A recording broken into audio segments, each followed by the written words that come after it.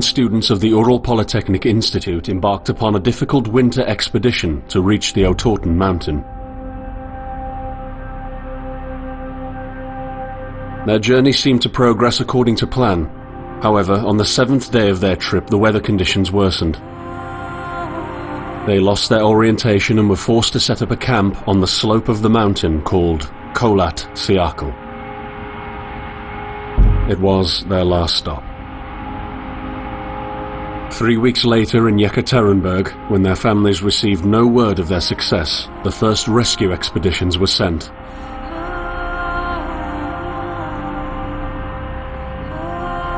On February 25, 1959, an abandoned encampment was found.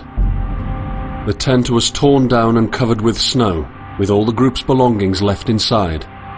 Further examination revealed it was cut from inside out. The surrounding footprints indicated the crew had fled the tent. They were barefooted. This suggests a frantic escape, characteristic of people scared out of their wits. 2 sets of prints led to a forested area down the slope. The rescue team found an improvised fireplace and 2 bodies. They were lying in but their underwear, with cuts and scratches to their limbs, suggesting they had tried to climb the tree in panic. What could terrify them so much? The next 3 bodies were found scattered a few hundred meters from the first discovery. One of them had suffered a fractured skull, this despite no evidence of a struggle. It took the spring thaw 2 months later to enable the rescue team to find the rest of the victims. The last 4 skiers were found buried in a thick layer of ice and snow. Their autopsies led to even more bizarre findings. All of the bodies had severe internal injuries caused by an undetermined force, similar to that of a serious car accident. No external damage nor bruises were visible, besides a tongue ripped from one victim's mouth and a strange orange skin color. Much speculation arose from these puzzling events. Such theories included attack from the local tribesmen, from an avalanche, or animals. Each theory, however, only served to create more questions. The truth behind this tragic course of events remains unexplained to this day. What really happened? Maybe the answer still waits to be discovered, deep under the snow.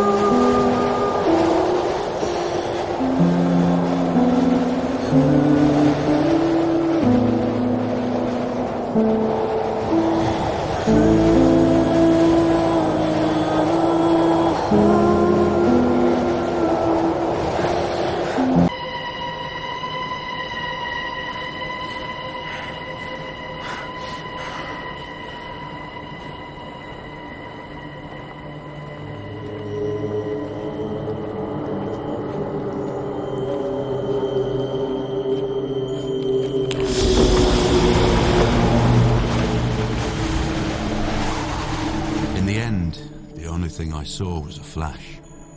An insufferable burning light. The pain ripping apart my body. I felt it tearing out of my soul. After a while, I was nobody. Nothing. The light went out and I vanished into overwhelming darkness. I welcomed the end with delight.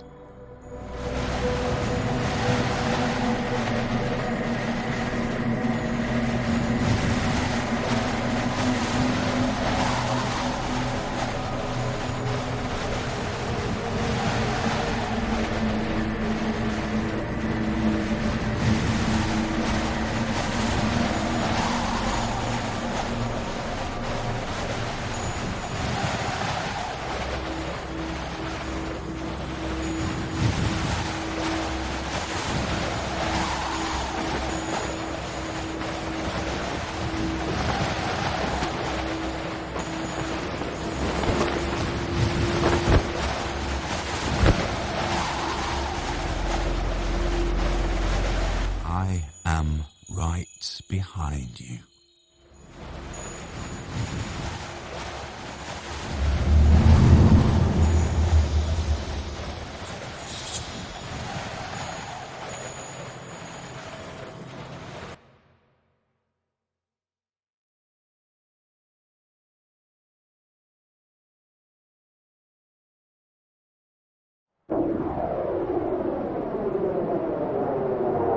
Have you ever tried to hold on to your humanity when others convince you of being no more than a subject, an object, which they can bend to their will? When they told you that you were a monster that deserved punishment, when you could really not remember your sins, when they took away your loved ones, leaving you to rot in the dark. The problem is that in their darkness, you have never been alone.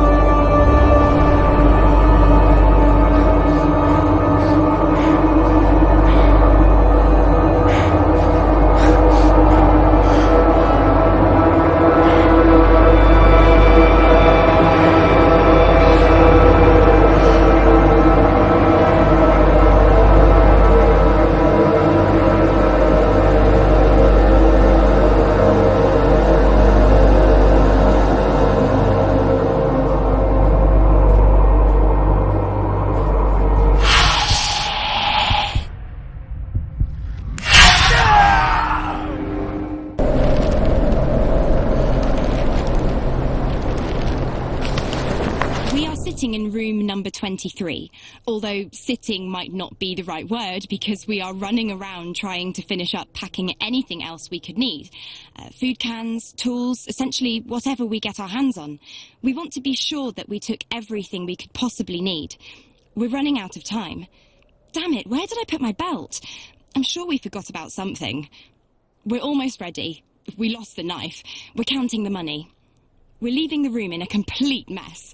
So, we made it to the train station. We're singing all the songs we know and making up new... We are sitting in room...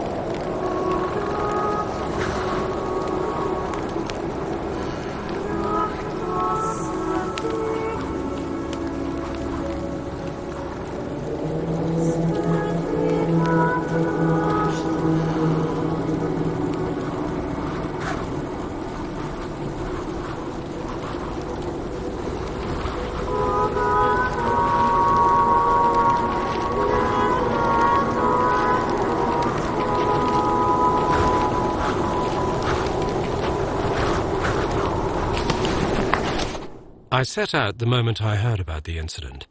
I was in the area, so I reported to the unit myself to be automatically assigned to the case. I arrived at Vishai on